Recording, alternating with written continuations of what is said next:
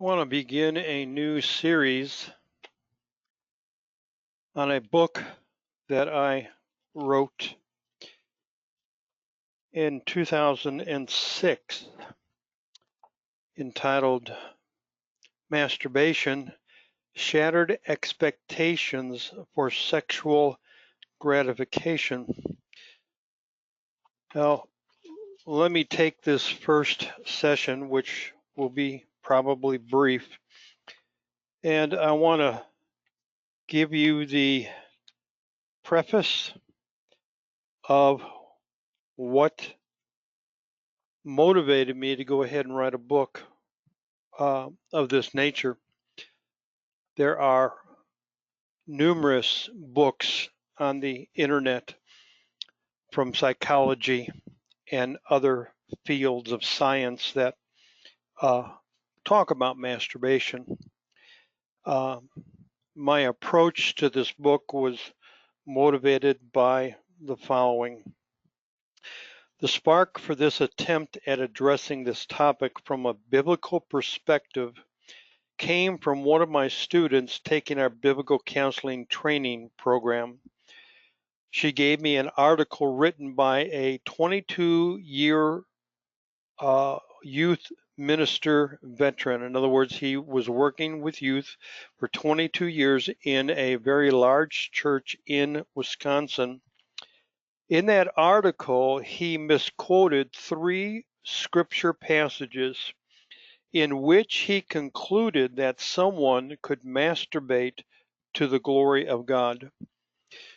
Now, when we were in Illinois,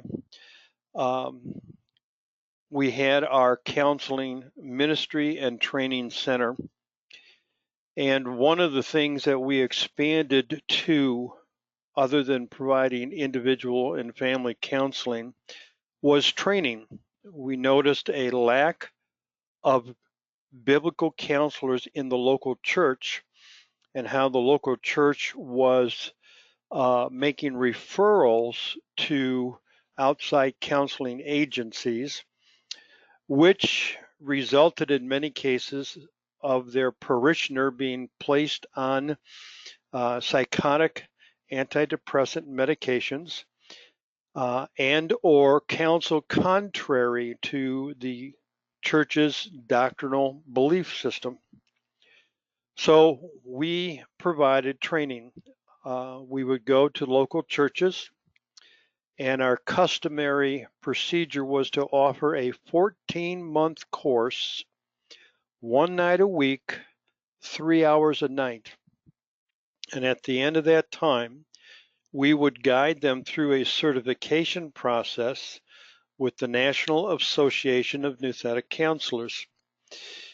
At the annual conferences, as a general rule, 25%, between 20 and 25% of the people recognized for completing the course and getting certified were from the efforts of our ministry.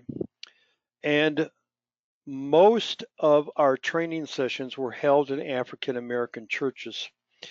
This lady who presented me the article was from one of the largest African American churches in Chicago proper.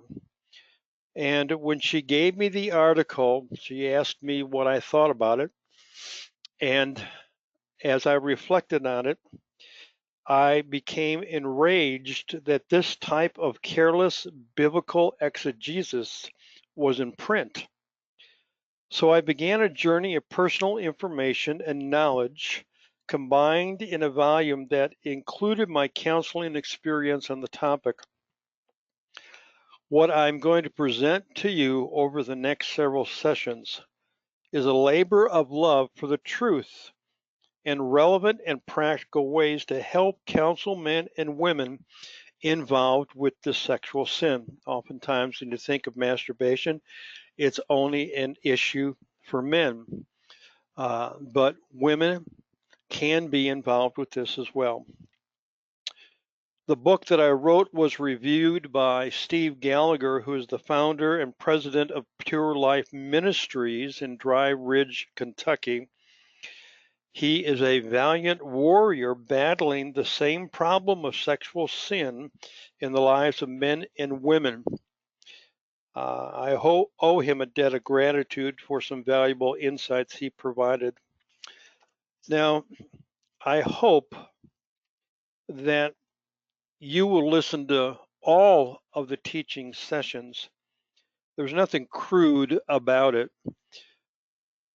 The outline of the book I'll go ahead and share with you now is prevalent viewpoints on this topic, the natural apologetics that people propose that this is quite normal, a biblical apologetic, what the Bible has to say, and then helping singles, helping married, and then resources. Perhaps you're a bit nervous asking yourself, why in the world am I listening to this? Why have I tuned in to this program? This is pretty deep stuff, and the stuff you just don't sit around and discuss with your best friends. It's not like talking about a closeout sale at your favorite department store or if your sports team will win the pennant. The quote M unquote word is uncomfortable for a number of reasons. First, some statistics report over 90% of males do the M word, and the rest who claim they don't, they say, are not telling the truth. Second, the M word thing is not just about guys. Gals are involved. Third, it may be uncomfortable because you are a statistic. You have tried repeatedly to slay this dragon. There have been success, but it only lasts a couple of weeks or months. And then bam, M has its talons in you again and you are defeated. Fourth, perhaps you know of a relative or a close friend, son or daughter struggling with the M thing. You're concerned and hurt and they are feeling frustrated and hopeless. You might be wondering who in their right mind would invest so much time and energy in writing a book about masturbation. There I wrote it, I said the word. Let me tell you a number of reasons why I wrote this book and why I am putting this into audio form. First, except for a few solid but brief articles, I do not know of a serious work in this area. And that was in 2006. I still am not convinced that there is a plethora of solid material out there to help somebody.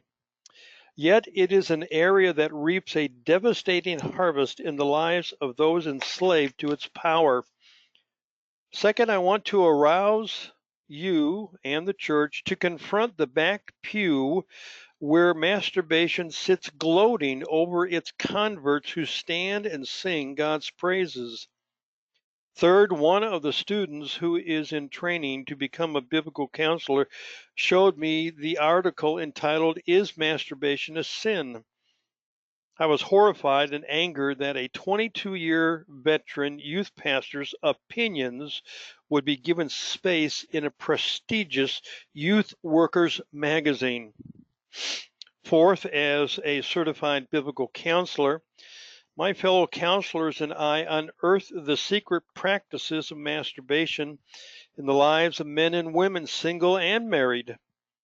We see the devastation it creates in the young lives of men and women who were first exposed to pornography at an early age, as early as adolescence. We deal with the fruits of masturbation during marriage counseling. It is not uncommon for masturbation to contribute to marital conflict. Our hearts break when we are working with two people in love who desire to marry, yet one is or has been enslaved to masturbation. Some think that if they can only get married, they will no longer struggle with the issue. Marriage does not guarantee freedom from masturbation. Masturbation often continues well into marriage. With few exceptions, my research reveals the warning of writers to face this issue with courage and compassion. However, the courage and compassion they speak of must, quote, not create an environment of discomfort for those involved with masturbation, end quote. Yet, if the priority is to avoid creating an environment of discomfort, it would seem that environmental courage and environment limit compassion. Perhaps it is not about the environment, but the proper use of the tools of courage and compassion. Instruction is the most effective tool to properly use courage and compassion. Instruction gives courage and compassion the backbone to be bold and understanding in such a way to help those captured by masturbation to exchange their lives of slavery for lives of moral freedom and purity. My prayer as you listen to this is fourfold: to arouse you to understand fully the biblical implications of condoning or ignoring masturbation. Proverbs 14:9 and chapter 28, verse 13. Second of all, to identify deviant teachings by those institutions or individuals that teach our young people. 1 John 4:1. To bring up our young men and women in the nurture of the Lord. Deuteronomy 6:4. Ephesians 6:4. And number 4, to instruct them to present themselves as living sacrifices, which is their spiritual act of worship. Romans chapter 12, verse 1.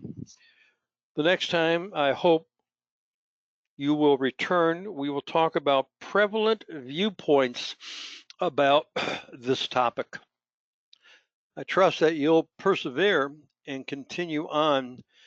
It's a very important topic, even though it's not much discussed, but it brings about great harm in relationships and, for the male, alters the perspective on the female.